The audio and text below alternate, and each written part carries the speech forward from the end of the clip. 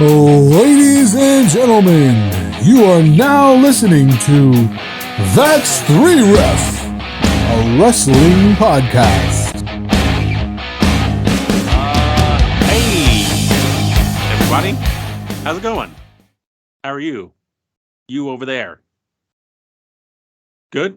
Okay, great. You are listening to another exciting episode of That's 3 Ref, a wrestling podcast. We are talking Summerslam 1994, where The Undertaker fights The Undertaker. Or in this case, Mark Calloway fights primetime Brian Lee. So, Undertaker versus fake Undertaker, Undertaker versus Undertaker, however you want to phrase that. That's what we're doing. We're also talking Bret and Owen in a steel cage match for the WWF title. We got Bam Bam and IRS versus the Headshrinkers. We got Alundra Blaze versus Bull Nakano for the Nakano, yeah, Bull Nakano. Sorry, for the women's title. We got Razor Diesel for the IC title. And then I think I'm missing the match, but so today it is the Bagman and I. Unfortunately, your favorite Oklahoma Ian Cooper and the Fragmented Luchador Chris Lawson could not make it today, so it's a 2-man effort. But I am joined today by the Bagman, Cody Baggz, and that's Baggz with a Z. That's how you know he's cool, Cody Baggz. And I am, of course, Jesse Whitedeer, your favorite cosplaying goof. There was a poll of 1, and I was the only one that voted. So there you go. But yeah, there we are. Yeah, Cody, how are you doing? I feel like every time you spell my name like that, that Vince Russo wrote the script. So I appreciate that. You're welcome. I feel like you need to come out in a what is it, like a baseball jersey with like a backwards hat on? Like oh Jesus, yeah. Something 90s. Something very 90s. Like it's like Cody Baggz with a Z, and then there's like, you know how when people did the screen names back in the day, and it was like XXX lowercase or lower underscore? Yeah. Yeah. I was fucking stupid. Yeah, XX underscore and then their name, and then like it was like beautiful disaster or like runaway bride or something like that. Something weird. But the real question is, are you expecting me to manage beaver cleavage? I mean, we can all hope, to go from the headbangers to beaver cleavage. Or was that before? I can't remember. Either way. Headbanger mosh, right? Beaver cleavage. Yeah. Kind of what a wacky reference that was. But speaking of wacky references, so we're talking SummerSlam 1994. This is of course sponsored by Domino's, which Vince McMahon is very happy to tell you that throughout the broadcast. Kind of funny story. So shout out to Will Carpenter over on Facebook. He brought this up. He said that the Domino's pizza box ruined the ending of the pay-per-view.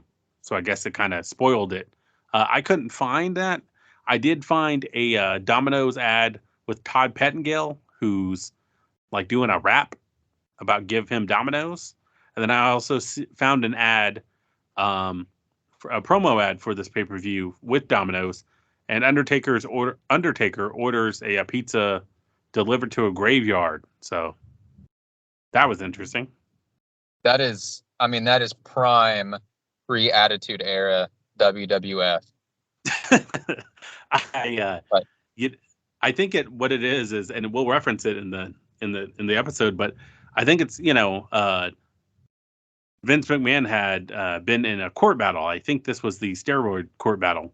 So he didn't go to prison, and he thought, and I like to think that he had these in the bag, and he was like, if I do go to prison, we're just going to run this company to the ground with all these gimmick almost said podcasts, these gimmick pay-per-views and all this ridiculous bullshit. And that way, if I go down, WWF goes down with me. Huh? He'll move by Vince McMahon, maybe. I mean, that's always a possibility, but the other possibility is that Vince McMahon also likes just really bad, really campy stuff. I think two things could be true at the same time, so I would not disagree. I mean, I don't know. You're not wrong. Fair enough. There you go. But yeah, so just getting into this pay-per-view, SummerSlam 1994,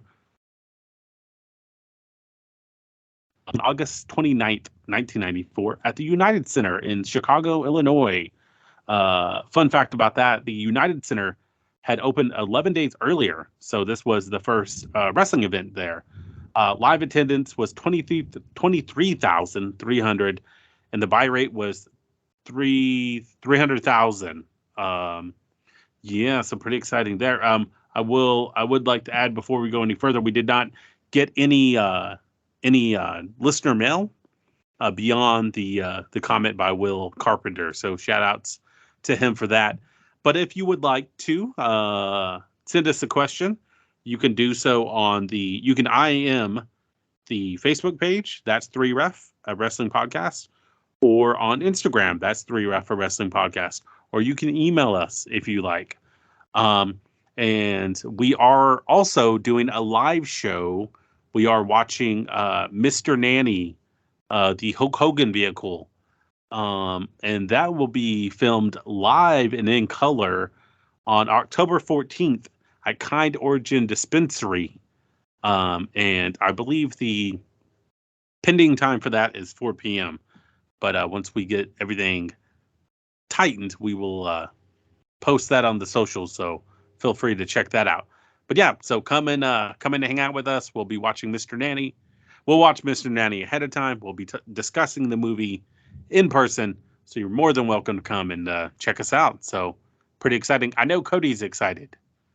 I think Cody specifically requested Mr. Nanny. Is that true, Cody? Oh, yeah. You know me. Sucker for Hulk Hogan. Always have been. You know what? I feel like it's a travesty that Hulk Hogan's pasta restaurant didn't stick around longer, because how many ads could we have got with Pasta Mania other than the one, the one that lives rent free in our heads, the Pasta Mania commercial? We could have got more. So I mean, it's a shame that he didn't that he wasn't home for that call for the George Foreman grill. I mean, if he just hadn't gone to pick up his kids from school, imagine what the world would be like now. I don't think that story's true. You know what I mean? Have someone's telling you a story and you're just like, I don't think any of this is true.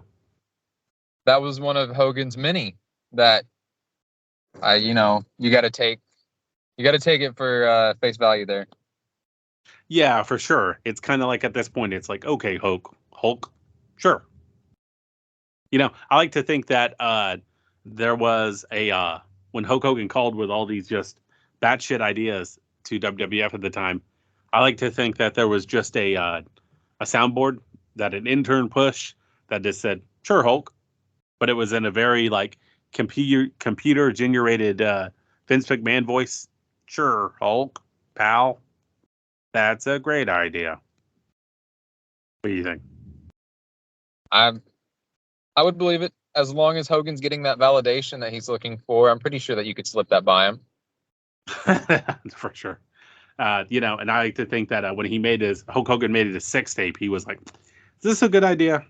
And that same intern is pushing that same button saying, sure, Hulk, great idea. We have a dark match with Adam Bomb versus Quang to open up not open up the pay-per-view, but it was for the live crowd.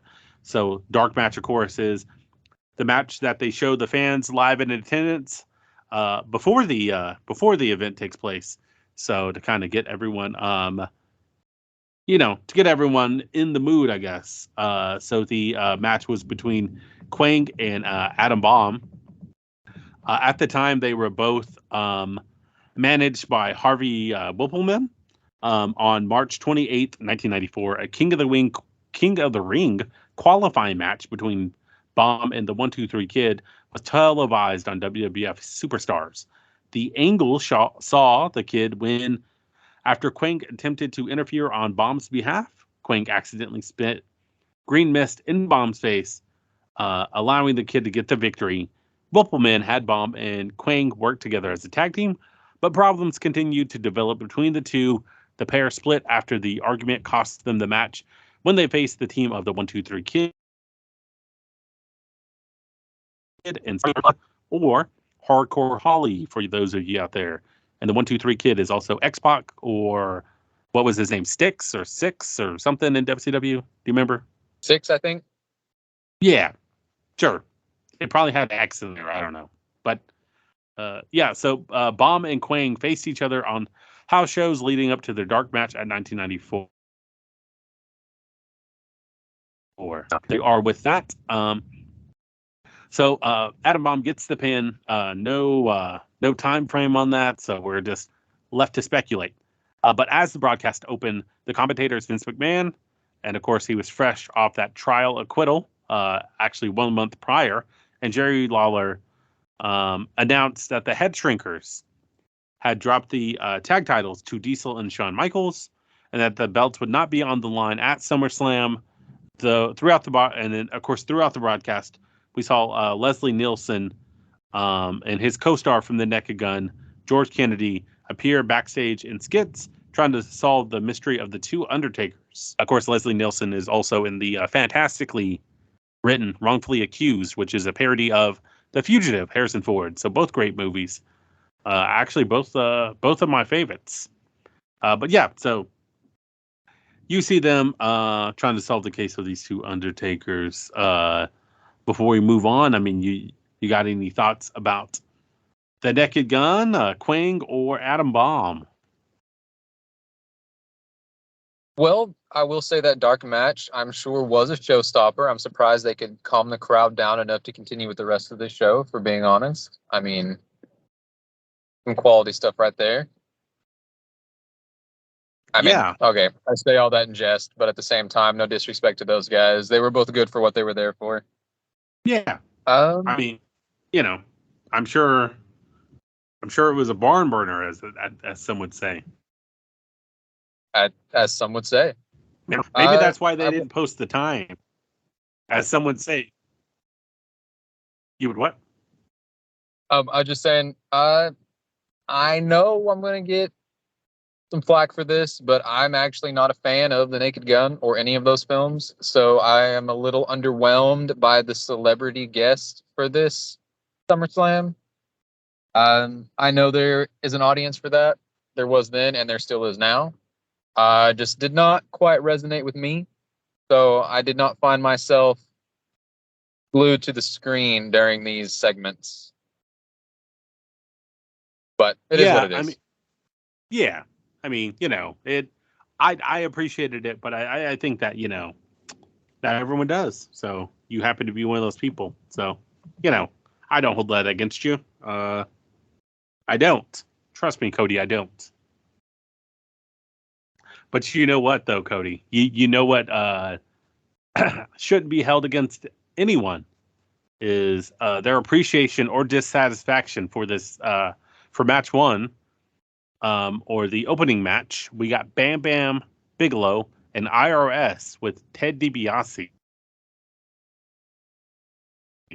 Headshrinkers. And the Headshrinkers, of course, are Samu and Fatu, or Rikishi, if you don't know him by Fatu. And they defeat the Headshrinkers. The Headshrinkers are, of course, accompanied by Captain Lou Albano. I believe Captain Lou Albano. Could never pronounce his last name. And Afa. Of course, Bam Bam and IRS win by DQ, and they go 7 minutes and 20 seconds. So one of the main storylines of WWF in 1994 was Ted DiBiase's creation of a stable known as the $1 Million Corporation. That summer, DiBiase purchased the rights to Bam Bam Bigelow's contract from Bigelow's kayfabe girlfriend Luna Vachon, or in wrestler talk, fake girlfriend or on-screen girlfriend. IRS, DiBiase's former partner in Money Inc., also joined the stable. Bigelow and IRS were paired together to challenge for the WWF Tag Team Championships. The night before SummerSlam, the Headshrinkers dropped the belts to Diesel and Shawn Michaels, as we had stated earlier. The match took place as scheduled, but the belt was not on the line. In the first television match, the Headshrinkers were accompanied by managers Alpha and Captain Lou Albano, and Bam Bam and IRS came to the ring with Ted DiBiase. Bigelow began the match by overpowering Fatu, but the Headshrinkers gained the advantage when Bigelow missed an avalanche attempt. IRS tagged in, IRS tagged in, and Bigelow pulled down the ropes to allow IRS to throw Samu out the ring. Outside the ring, Bigelow attacked Fatu with IRS's briefcase. Samu performed a diving headbutt, but he was able to get out of the pinfall. Ted DiBiase distracts the referee, which prompted Albano to protest. Meanwhile, Alpha entered the ring to attack Bigelow. The referee saw Alpha in the ring and awarded the match to Bigelow and IRS. DiBiase continued to manage his corporation until he left the WWF in 1996, but none of his wrestlers won a championship under his management, so some kind of manager. Bigelow was later fired, quote unquote, from the stable, leading him to feud with DiBiase's remaining wrestlers. So now that we have that, the meat and potatoes of what happened, Cody, what were your thoughts about this match and just this feud in general? I want to start by saying that I spent some time last year watching some Mid-South when DiBiase was there. And I had grown up watching him in the WWF, watching a lot of his $1 Million Man stuff. And I always liked him well enough. There were certain segments that I really enjoyed. But I grew a deeper appreciation for DiBiase watching him in Mid-South. Though he had a completely different persona there as a heel and a babyface. I was able to see what made him so popular in the beginning. And I've become a bigger DiBiase fan than I ever had been before. So watching this era of the WWF, this is past his prime in the ring. And now he's at the point where he's primarily managing. And I think he's a great manager. I think he works the gimmick well, and he fits that role really well. But I've never been the biggest fan of this particular era. And even now, being a bigger fan of DiBiase than I used to be, I still just can't quite get into it. I don't dislike it. I mean, it didn't turn me off whenever I saw the lineup for the match. It didn't blow me away. The match itself I thought was pretty decent though for what it was. Not a bad opening match, although I do question ending your opening match with such a messy disqualification. There was a lot of back and forth, a lot of shenanigans going on.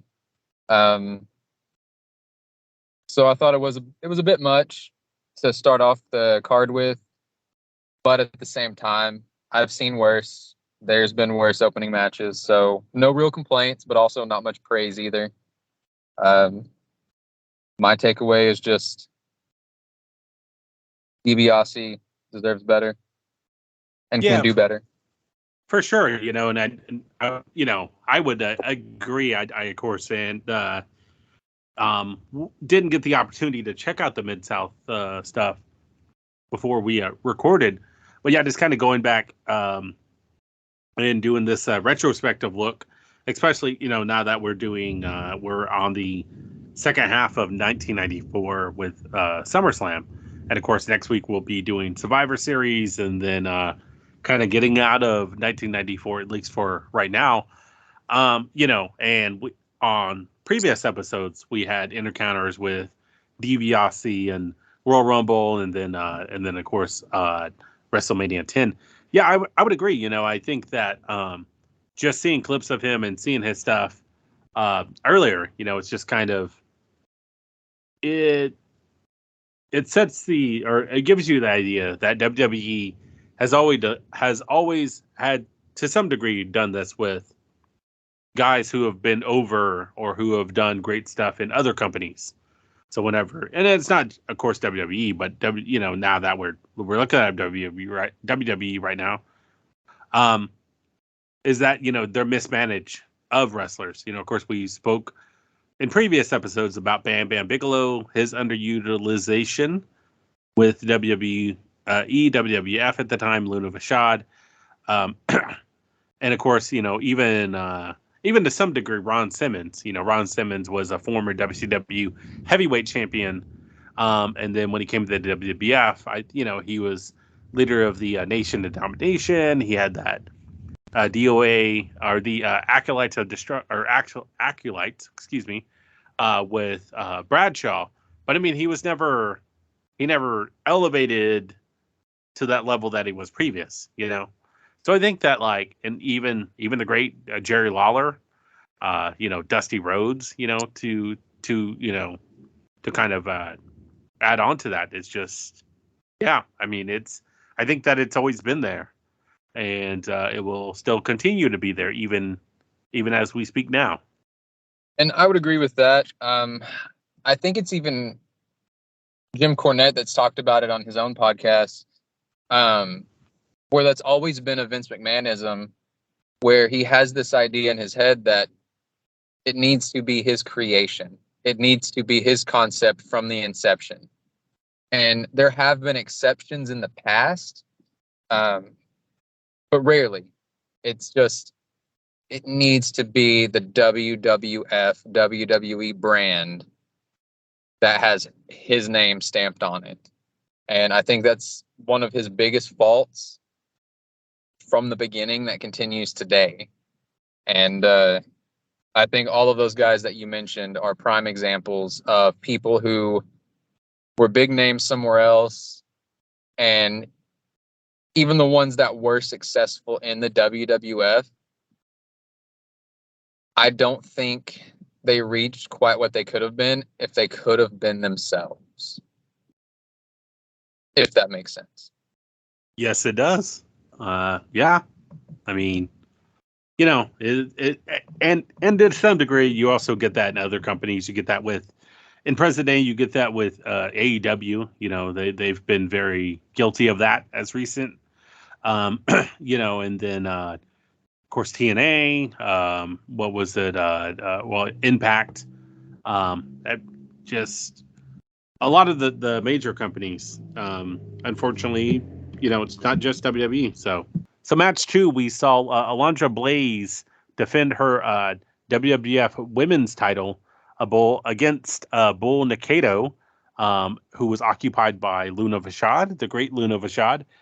And Blaze defeated Nakano, by pinfall.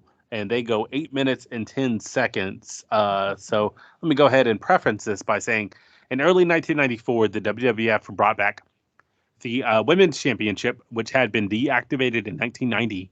They pushed Blaze to win a championship tournament and defeat all challengers. Excuse me. Luna Vachon was brought in to challenge Blaze in a series of matches, but was defeated each time. The storyline then saw Vachon bring in Nakano, a female Japanese wrestler, to gain revenge and challenge Blaze. Nakano used her size to perform such moves as leg drops and several submission holds. Blaze countered with aerial maneuvers like a Hurricanrana or a Frankensteiner if you're one person named Scott Steiner, and a spinning heel kick. Vachon got involved by choking Blaze while Nakano distracted the ref. The match ends when Nakano missed a diving leg drop and allowed Blaze to pin her after she performed a German suplex. Nakano was booked to win the WWF Women's Championship on November 27th, 1994.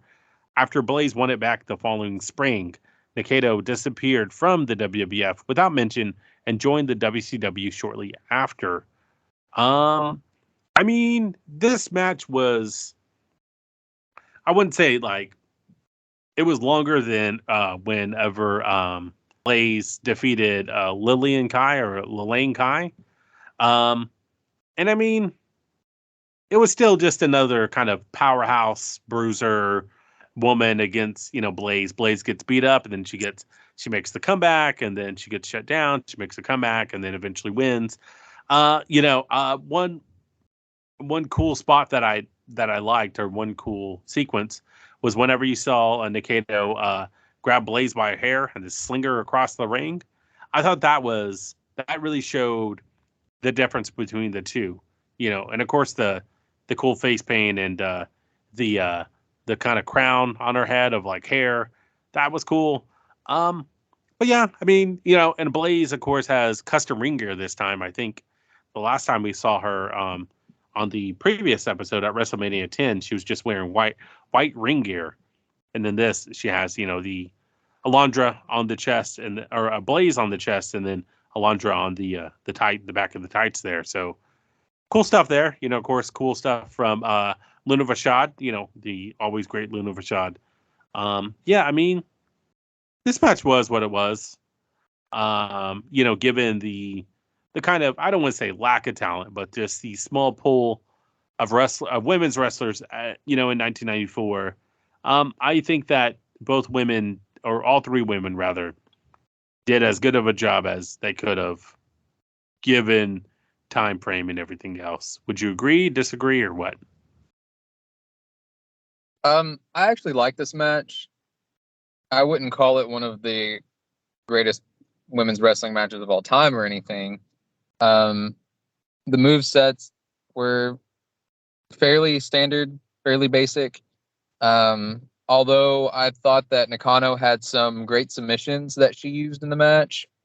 And there were a few things like the hair pull that you mentioned that I liked.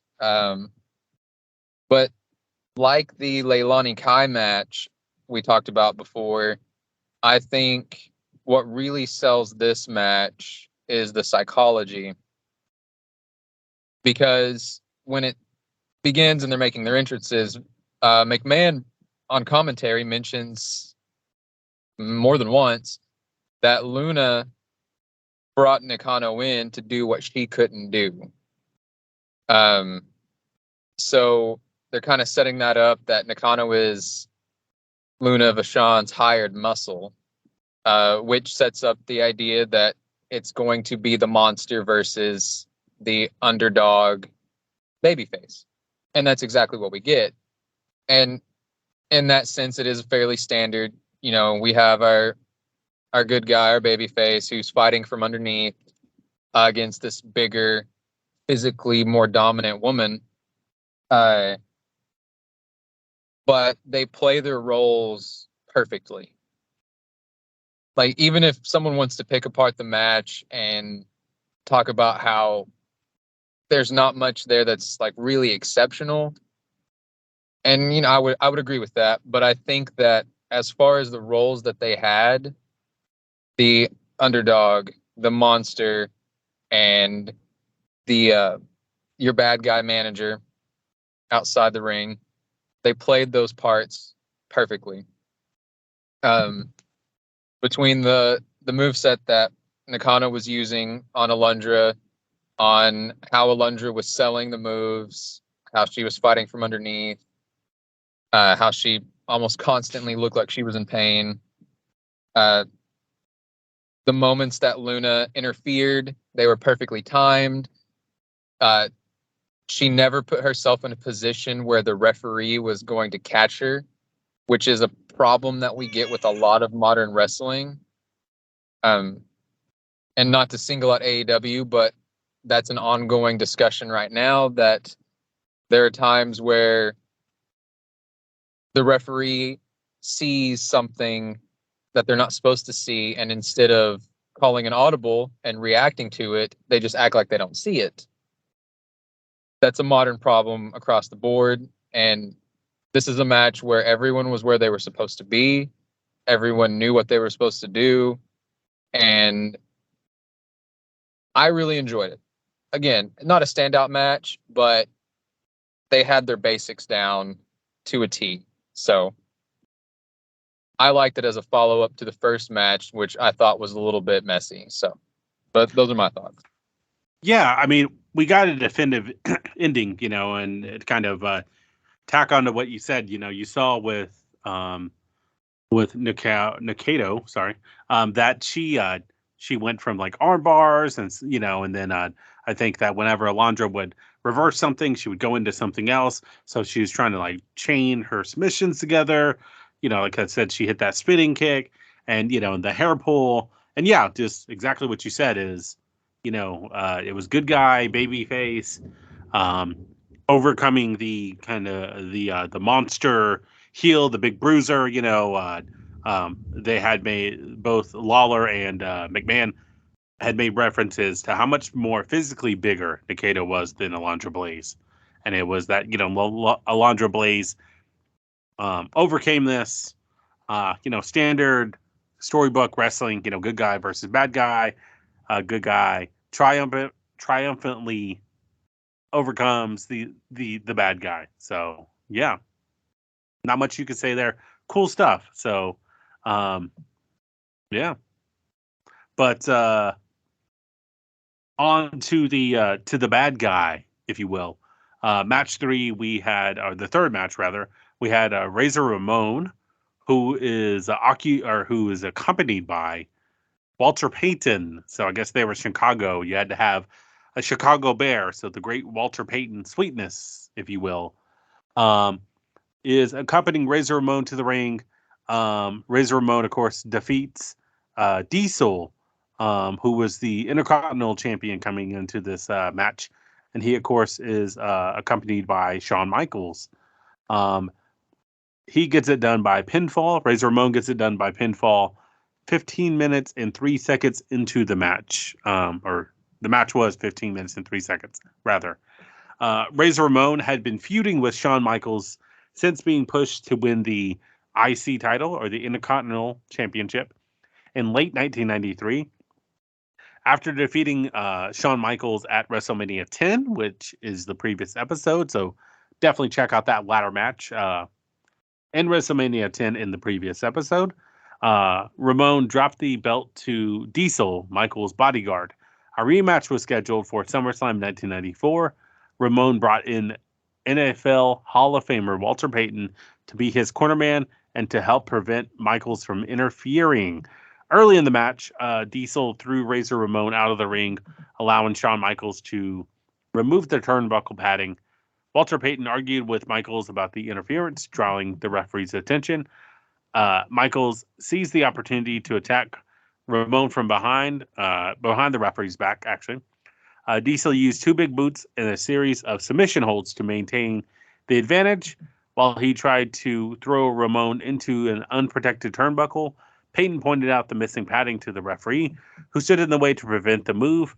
Soon after, Diesel tried to ram Ramon into the turnbuckle, but Ramon escaped and pushed Diesel into the turnbuckle.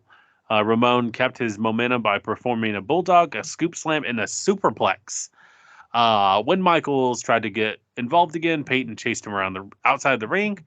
While the referee was distracted, Michaels entered the ring and performed a super kick while Diesel held Ramon. Ramon moved, causing Michaels to kick Diesel instead. Ramon took advantage, pinned Diesel to win the match and regain his IC title, or the Intercontinental Championship, if you will. At Survivor Series 1994, the storyline with Michaels and Diesel saw Michaels accidentally super kick Diesel once more. As a result, Diesel turned on Michaels, becoming a face and vacating the tag team championships. 3 days later, Bob Backlund was defeated by Diesel after dropping his WWF World Heavyweight Championship in that match that lasted 8 seconds. Diesel continued to feud with Michaels and defended his belt against him at WrestleMania 11. So some cool stuff here. Before I pass it along to you, Cody, just a couple of thoughts from me.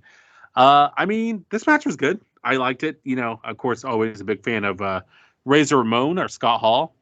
Kevin Nash at this time was a lot more mobile, a lot more, I wouldn't say versatile, but he played his role better, I think, in in this time period than he would later on in WCW, and then of course later on in WWE. It was a good match. I enjoyed it. I liked it for what it was. I liked the psychology that the classic psychology of Michaels is able to pull like Razor's hair, interfere, and whenever Walter Payton tries to do it, the ref sees it. So he's allowing, because the referee's turned away, Michaels is able to cheat. And kind of to counter to what you said earlier about AEW refs seeing stuff going down and then them not calling it, this was the opposite effect. The referee didn't see it, so HBK was able to cheat. Walter Payton tried to get involved, which I will comment on that and say that Walter Payton didn't really like. I mean, he was Razor Ramon's corner man, and I wouldn't say he didn't try to help, but he didn't try to help either. You know what I mean? He just kind of protested, threw up his hands. And I like to think if I was getting my ass kicked, my friend would at least try to do something other than throw up my hands and say, hey, man, this isn't fair. So just kind of, he of course gets involved at the end where he holds Michaels back after Michaels accidentally kicks Diesel, and Razor Ramon was able to get the pin. But yeah, and then of course we see Walter Payton and his son Jarett celebrate afterwards. So cool stuff there. But yeah, just kind of, I don't know, maybe Walter Payton was confused about his role in this match. I'll just start by saying that not only did Walter Payton not do as much as he might have been able to, but if I remember right, at one point the ref was busy with him when HBK slipped in to do the super kick on Razor, which it worked out because he accidentally kicked Diesel. But I did notice that the referee was talking to Walter Payton in that moment, or was distracted by him at least. So that kind of had the opposite effect. Of course, we would see in WrestleMania 11 Lawrence Taylor, and Bam Bam Bigelow involved in in the main event. So we've had, football players involved in wrestling or wrestling storylines, in the past, present, and probably will in the future. And it's some do better than others. I don't know. I don't mean to hate on Walter Payton as much. It just kind of stood out that he just kind of seemed confused on what to do. You know what I mean? And I mean, maybe he just wasn't educated. Maybe he wasn't caught up to speed. But I don't know. He just seemed kind of lost out there. But he did get Diesel accidentally super kicked by HBK. So I guess he inadvertently did something, and he did make the save at the very end. So I don't know. But yeah, I mean, otherwise a great match. I mean, between Diesel and Razor Ramon. Yeah, I did note that this is the third match in a row where there was outside interference. I'm not necessarily saying that it was a bad thing in this case. It's just that at this point, I'm wondering when I'm going to see just a straight up match. You know what I mean? Yeah, for sure. Yeah, everything was handled well here. No complaints on it. I mean, like you pointed out, the ref was where they were supposed to be. Everything happened the way that it should. It did not take me out of it. It kept me. I was able to suspend disbelief. I was able to enjoy it. But as far as lineup goes for the pay-per-view, 3 matches in a row with outside interference, it's getting a little bit much just overall. Yeah, and and just kind of going back and watching these pay-per-views from 1994, a lot of like to the outside. So you'd see outside interference, but you would also see guys get thrown over the ropes or get knocked out to the outside, and then they have to kind of do that bit, and then they get back into the ring, and it's just kind of, we saw that with the Bret and Owen match from WrestleMania 10, is you seen some stuff to the outside, and it's, I mean, I guess I get it, but I don't know. I just wish. I think that stuff has a place in a match, and of course in wrestling, but I don't know. I mean, it's just kind of, you have to pick your moments, because it could definitely take you out of the match. Here it wasn't too bad. I just wish Walter did a little bit more, but what it is, what it is. What are you going to do? That's fair enough. But again, I enjoyed the match. Can't really add anything on top of what you've already said. You made some good points. But that was something that stood out to me, and it was no fault of this particular match, just the lineup of the card. Okay. But moving on to the fourth match of the night, we saw friends, Tatanka and Lex Luger, duke it out. Tatanka, of course, defeats Lex Luger via pinfall, and they go 6 minutes and 2 seconds. On July 11th, 1994 edition of Monday Night Raw, a storyline began when DiBiase announced that he had convinced Lex Luger to join the $1 Million Corporation. Leading up to the pay-per-view, Tatanka confronted Lex Luger on several occasions, criticizing him for, quote-unquote, selling out to DiBiase. This led to an admission from Luger that he had met with DiBiase, but Luger repeatedly denied he had joined the corporation. He agreed to face Tatanka at SummerSlam to settle the argument. So, like a case of real-life friends, they're going to fist fight rather than, work through their problems. So, kind of real life rears its ugly head there, and for your listeners out there, Jesse. Well, I didn't want to bring that up, but names will not be named. But yes, unfortunately, sometimes you just gotta duke it out. I don't know. Maybe Luger and Tatanka could have went to couples counseling and avoided all this nasty business. But the match began when Tatanka and Lex Luger began arguing. Luger relied on his power by punching and performing a shoulder block. Tatanka focused on wearing Luger down with a wrist lock and an armbar. After Luger performed a vertical suplex, Tatanka recovered and power slammed Luger. Eventually, DiBiase came to ringside with a bag full of money. As Luger yelled at DiBiase, Tatanka performed a roll for the victory. After the match, Tatanka revealed that he had joined DiBiase's corporation and attacked Luger and used the $1 Million Dream, DiBiase's signature move, on Luger before leaving with DiBiase. So he got him in the sleeper hold, and then so he would continue to attack him, throughout the match. And I think at one point they were going to leave, and DiBiase said, no, he needs one more. And then Tatanka went back, beat up Luger as numerous refs tried to break it up. And he does the signature, grabs I think it was like $10 bill, stuffs it in Luger's mouth, and then continues to attack him. Luger and Tatanka would continue their feud until they faced each other as a part of an elimination match at Survivor Series 1994.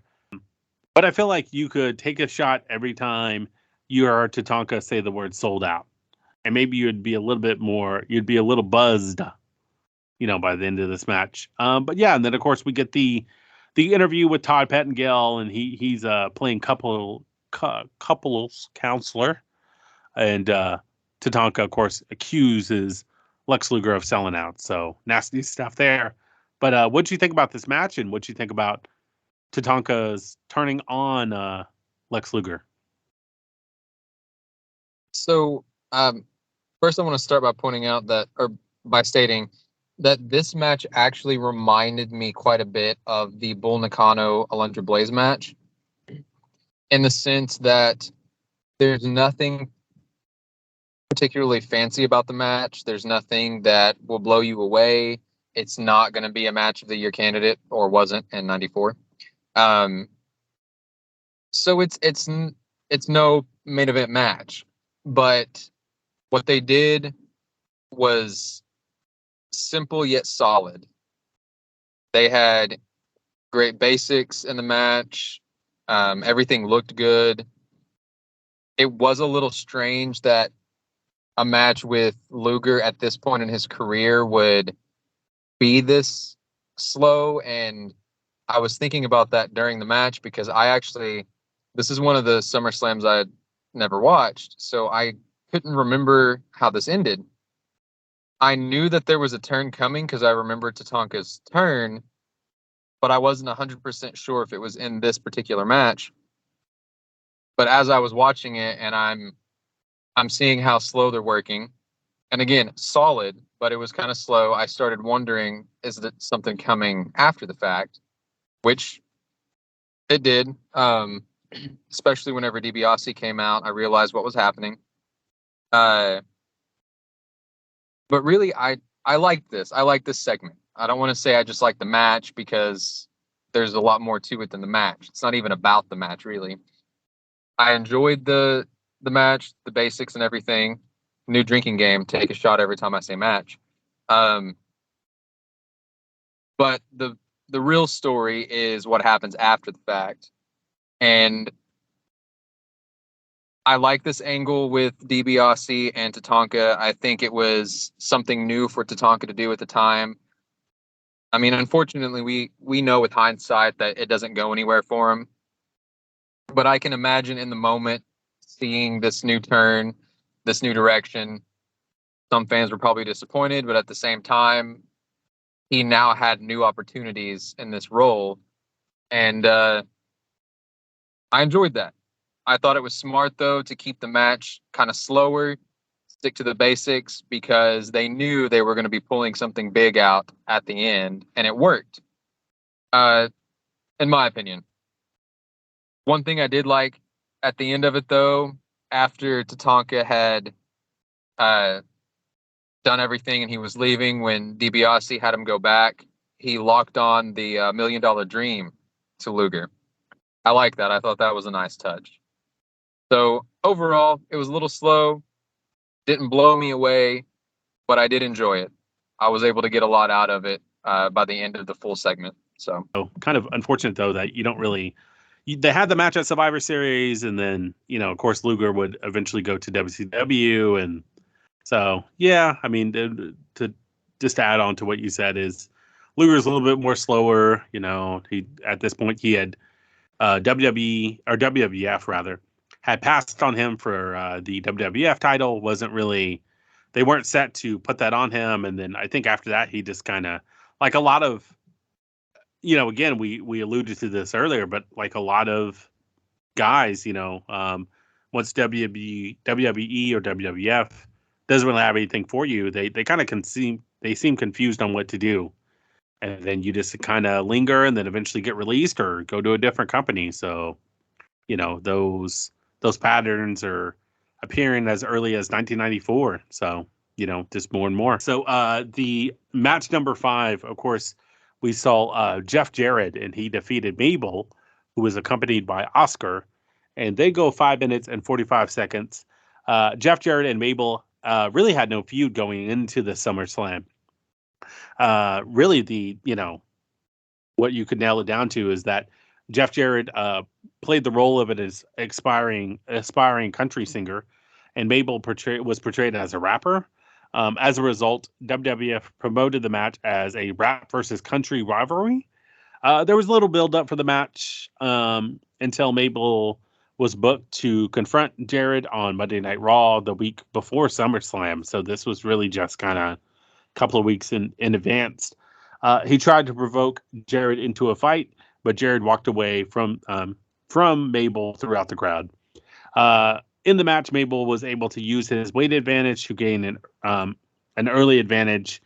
With Jeff Jarrett, Jarrett gained momentum when he tripped Mabel and performed a fist drop and 2 double axe handles from the top rope.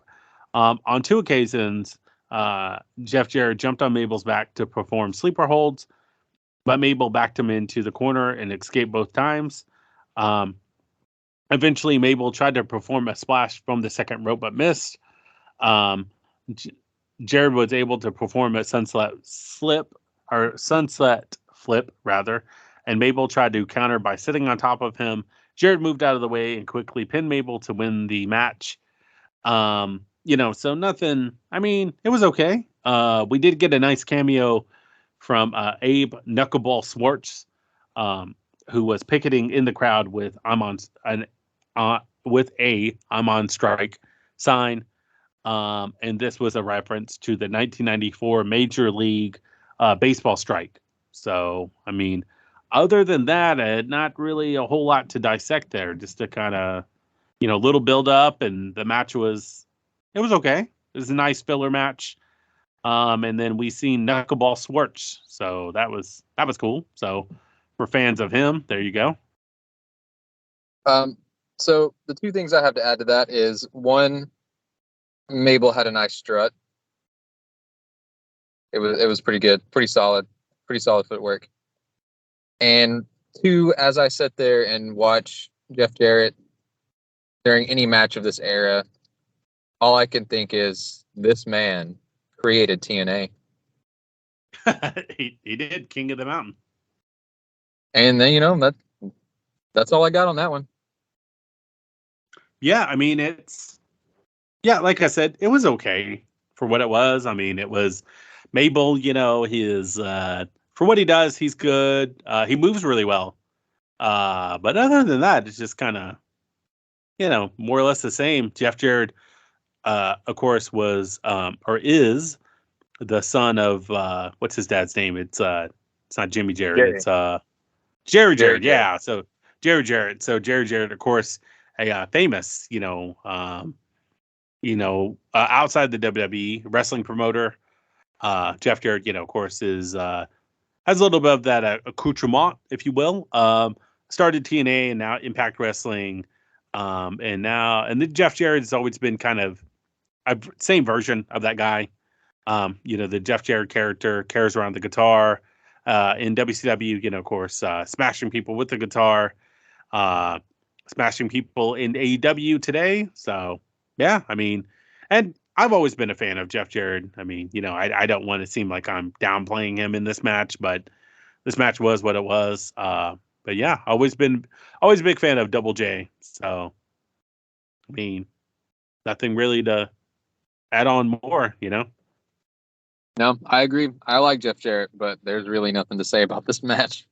Of course, we have Bret Hart, who was the world or the WWF heavyweight champion. I forgot they don't say world, but the WWF heavyweight champion, Bret Hart. He defeats his little brother, Owen Hart, by escaping the cage to retain the WWF championship. Of course, they did battle in the blue steel cage, which was a staple of that early 90s WWF. Howard Finkel lays down the rules. You can only win the match by going through the door and having the referee unlock it, and you walk out the door, or you climb over the cage and both feet have to hit the floor. So, but yeah, so Bret defeats Owen. They go 32 minutes, 22 seconds. One of the biggest storylines, or actually probably the biggest storyline, in my opinion, of this pay-per-view began at the 1993 Survivor Series when Owen Hart was eliminated from the Hart Brothers versus Shawn Michaels and his Knights elimination match due to miscommunication within the Hart team. Bret Hart was walking along the ring apron when Owen ran into him, causing Owen to lose focus and get pinned by Michaels. After the match, Owen interrupted his brother's victory celebration to verbally attack Bret. The two brothers would reunite over the Christmas holidays and focused on challenging the Quebecers for the World Tag Team Championships at Royal Rumble 1994. So check out that episode to hear our breakdown of that match. During the match, Bret injured his knee, in which eventually caused the referee to stop the match. Owen then turned on Bret by kicking his injured knee and leaving him laying in the ring. Bret eventually would lose to Owen in the opening match of WrestleMania 10. And of course, check out that match as well, or check out that episode to hear our breakdown of that match. But later on, he defeated Yokozuna in the main event to win the WWF Heavyweight Championship. Jim Neidhart, Bret and Owen's real-life brother-in-law, became involved at King of the Ring 1994 by aligning himself with Owen Hart. To settle the feud, Bret and Owen were booked to face each other in a steel cage match at SummerSlam. As Owen entered the steel cage for this match, he immediately attacked Bret. Bret gained the advantage by performing a DDT. Owen kicked Bret in the head and tried to escape from the cage. Both brothers tried to climb over the cage several times, but neither would let the other escape. The match consisted of mainly brawling, including a couple occasions when the two exchanged punches while standing on the top rope. Owen climbed the cage, but Bret drug him back by grabbing Owen's hair. Owen performed a pile driver on Bret, but Bret came back by throwing Owen into the bars of the cage. As Owen tried to escape, Bret superplexed him from the top of the cage. A really cool scenery and really cool moment. Probably my favorite moment from this match. But Owen recovered and performed the sharpshooter on Bret. Bret escaped and reversed to get the sharpshooter on Owen.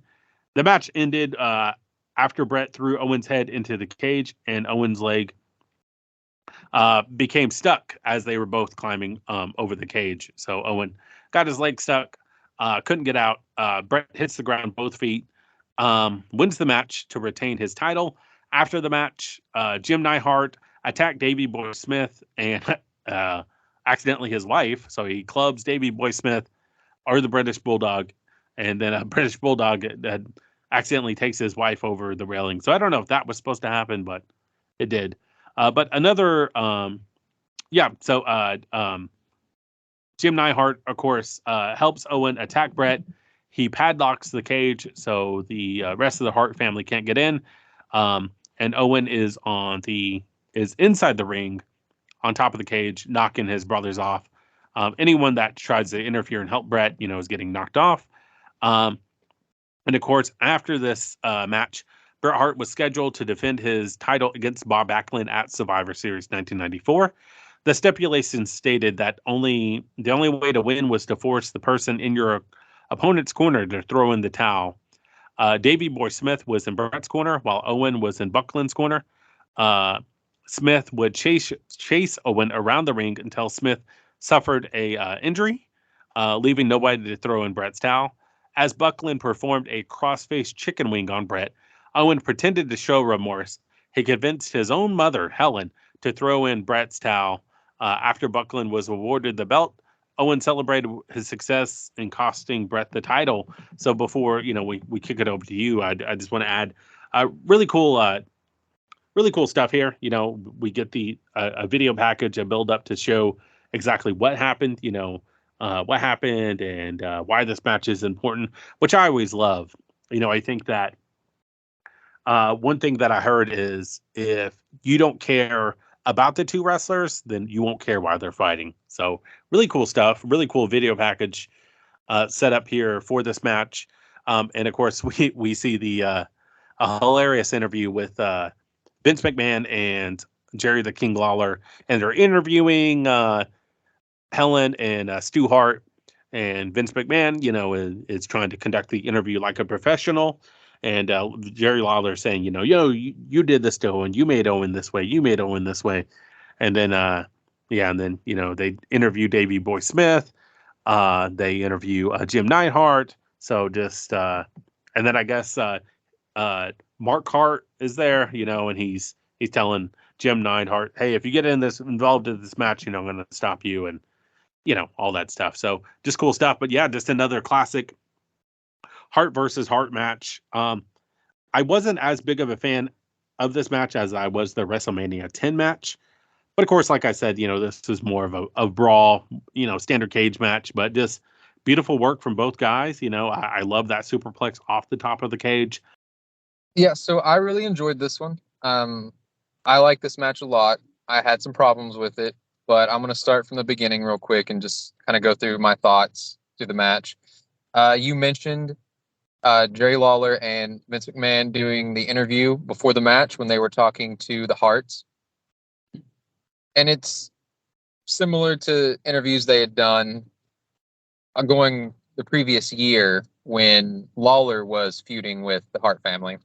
So there wasn't a lot of new content there. It was a lot of the same stuff. Some of it is funny, especially I have so much respect for the Harts, but I can't help but notice that Helen Hart never changes her facial expression in any of these interviews. But the thing that did stand out to me is whenever they pointed out Davey Boy Smith and they talked to him, that gave me a feeling that something was going to happen, because we had seen the Hart family there more than once over the past year. But this is the first time I remember the British Bulldog being in attendance. So that just kind of gave me a feeling like, hey, we're gonna see something here. And I enjoyed King as, your classic heel. He goes to talk to Davey Boy, who had wrestled Bret 2 years prior at SummerSlam, and he's trying to get, some heel attitude out of Davey Boy, but Davey Boy's sided with Bret instead. So then you notice for the rest of the match, when King mentions Davey Boy, he's talking down to him now.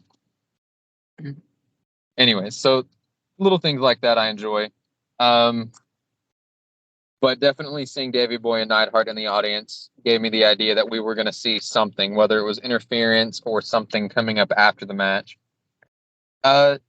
So I noted a lot of things from this match. I'm not going to go through everything, but there was a lot to unpack. I think my favorite thing about the match, though, is that it was a consistent back and forth. A lot of times, and this isn't a bad thing, but a lot of times we see guys, one will take advantage for a while in a match, and then the other one will fight back from underneath. Then they'll take advantage again.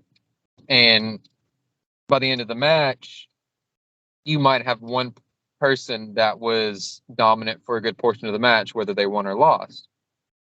And again, there's nothing wrong with that. That's normal wrestling.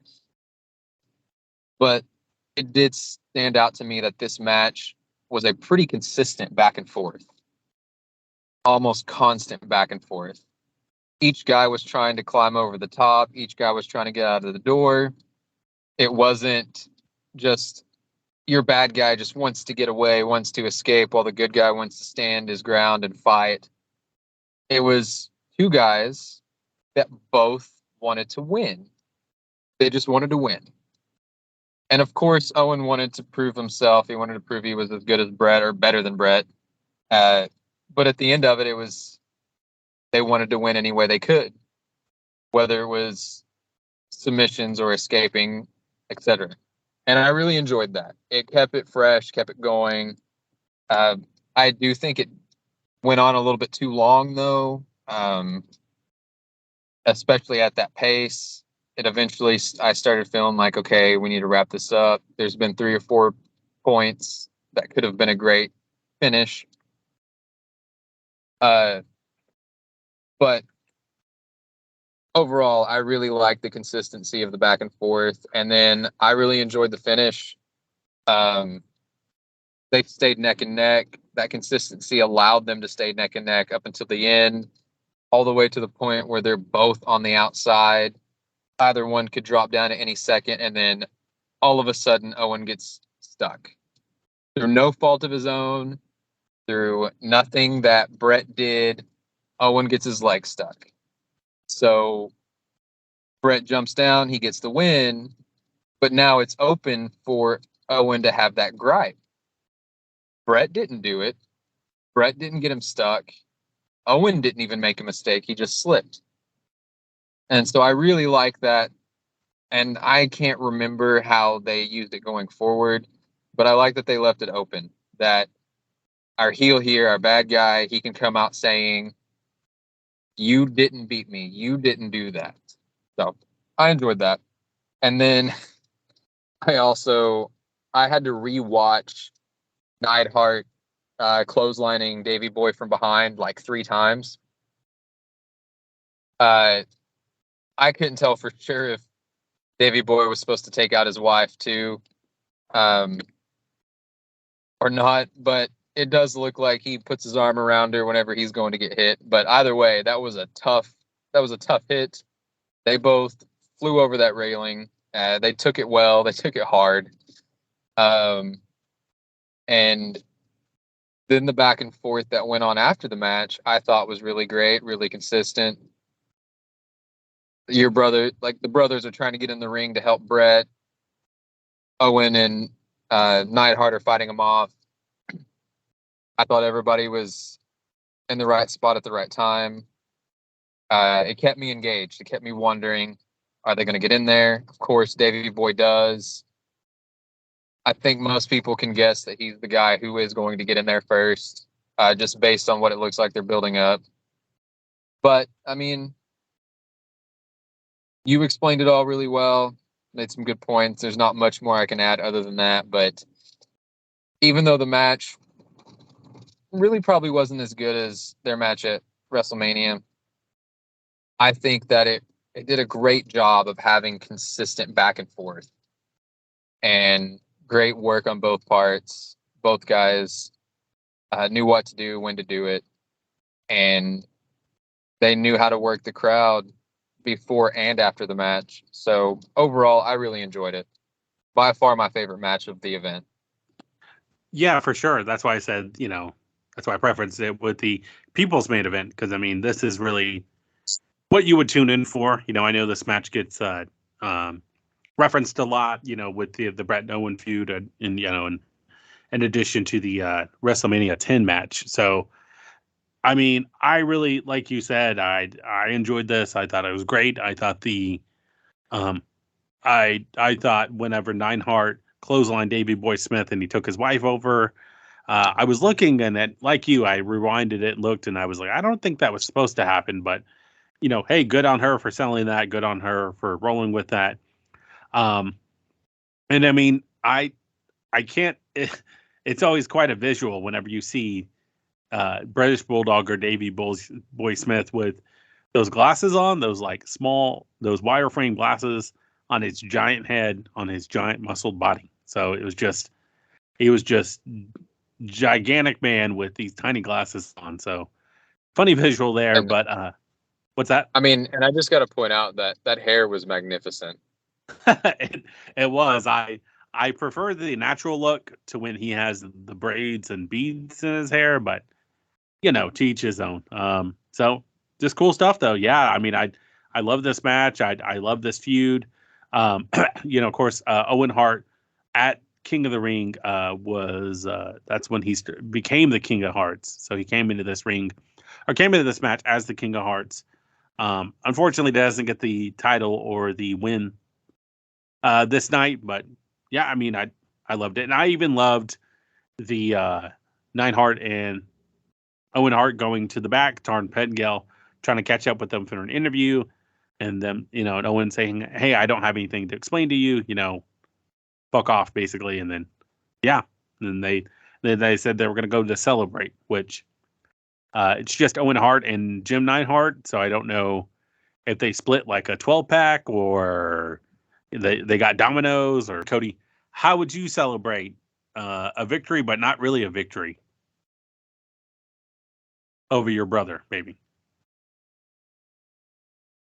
I mean, I feel like if I was Bret, I would go to my hotel room and drink a large glass of milk and go to bed at a moderately early time.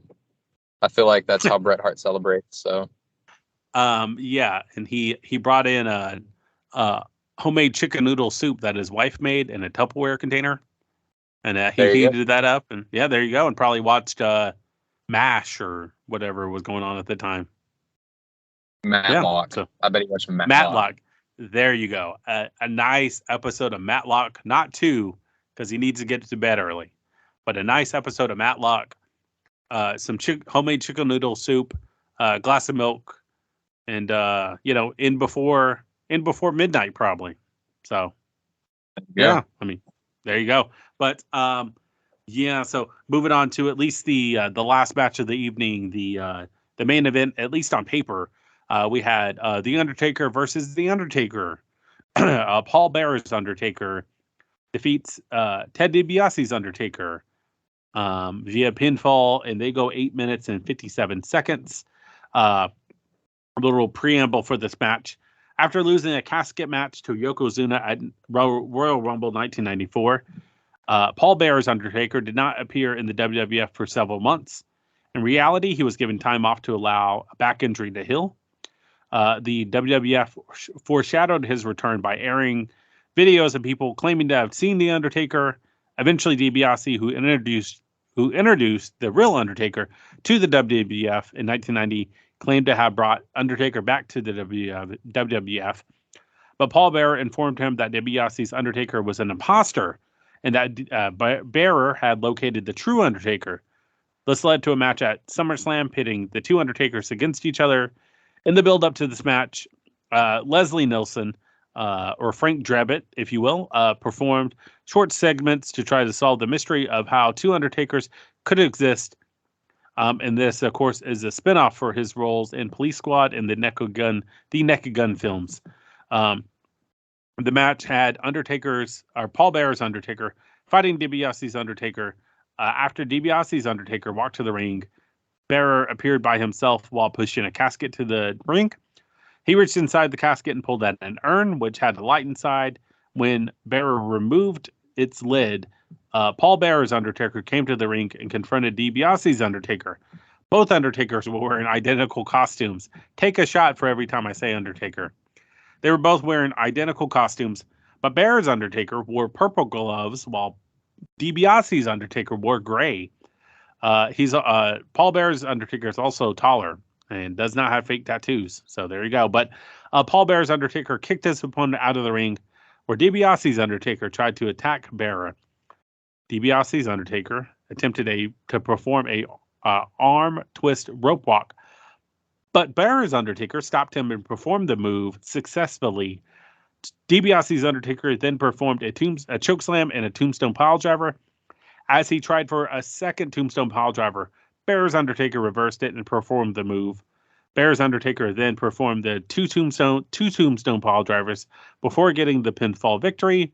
A group of people dressed as druids came to the ring and put DiBiase's Undertaker in the casket and took the casket away. DiBiase's Undertaker was not seen again, but the wrestler portraying him, Brian Lee, and of course Brian Lee was also the same person in Royal Rumble 1994 after Undertaker was sent to heaven. He was the guy dressed up as Undertaker while he was, airlifted to heaven. But yeah, so Brian Lee, of course, returned to the WWF in 1997 as Chains. So in June of 1997, Lee returned to the WWF as Chains, a member of the biker faction Disciples of the Apocalypse, or DOA for short, along with leader Crush and his cousins, the Harris Brothers, who were renamed Skull and 8 Ball. That's how you know it's 90s, Skull and 8 Ball.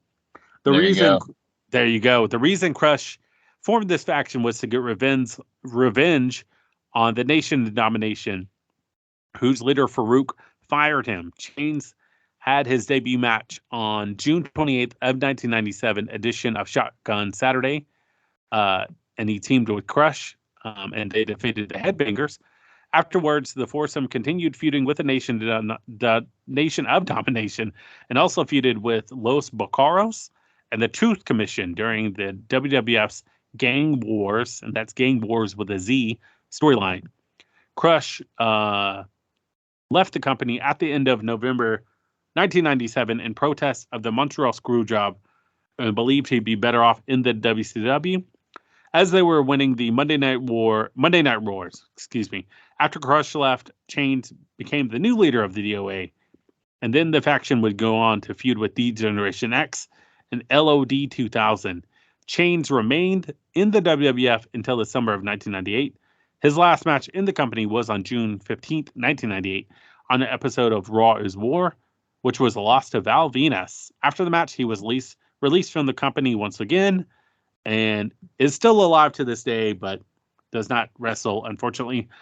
Bearer's Undertaker, or the real Undertaker, gained revenge against Yokozuna at Survivor Series 1994 by defeating him in a casket rematch.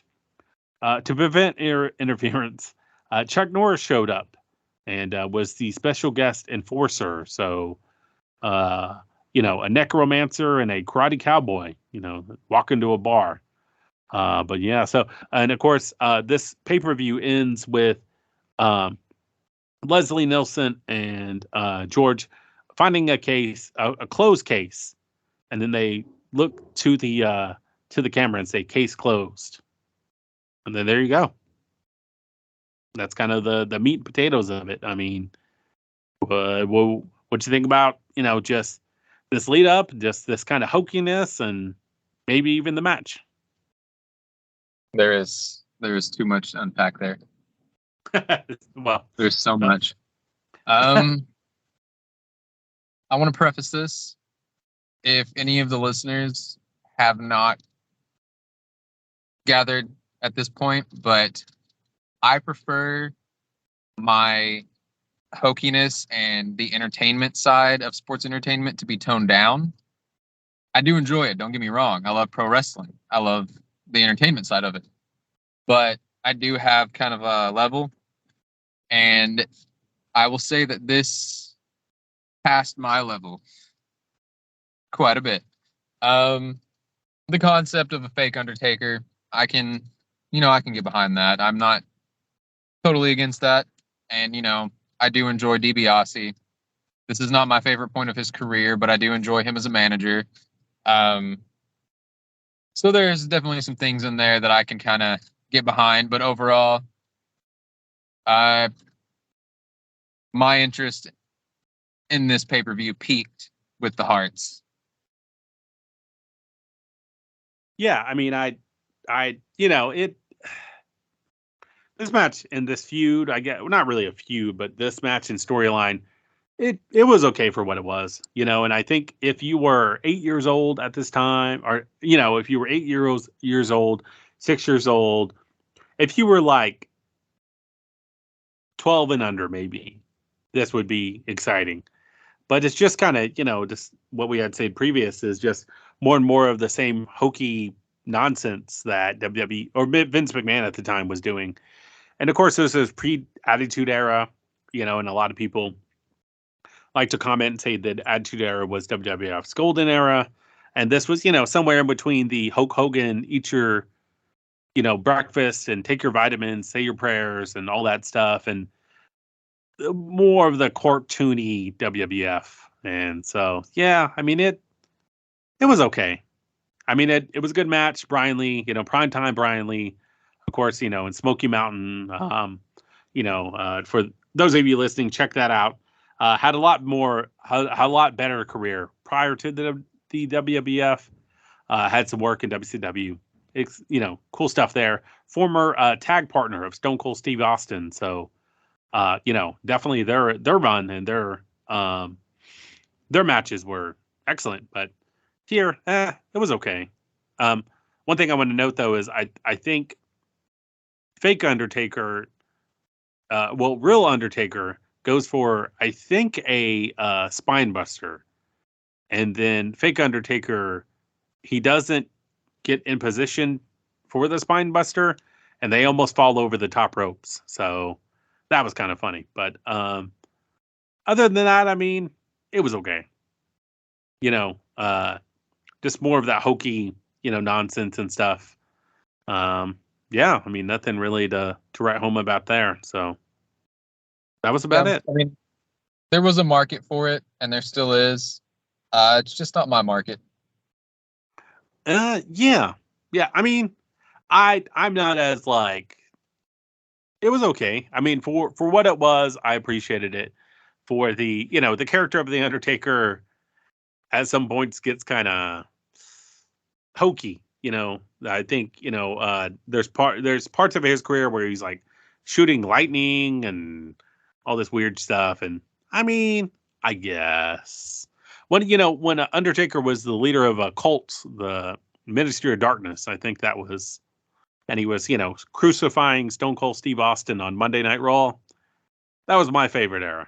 But yeah, and then he was like a biker, and then so. But nothing really to say there. So we will close the case on this podcast. We are doing Survivor Series 1994 on the next episode.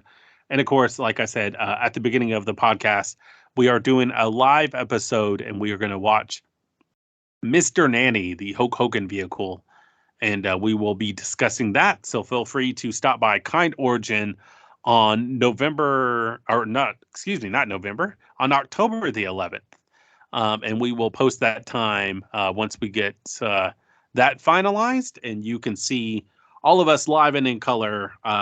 Myself, the Bagman, Cody Baggz, the Oklahoma, Ian Cooper, and of course, the immortal Fragmented Luchador, Chris Lawson. Feel free to check us out on the socials at That's 3Ref on Instagram, That's 3Ref Wrestling Podcast on Facebook, and tell a friend. Let us know if you hate the episode, love the episode, what you want to see more of. And so until then, we will, we wish you all the best in the world. Please take care of yourself, take care of others, and eat Domino's.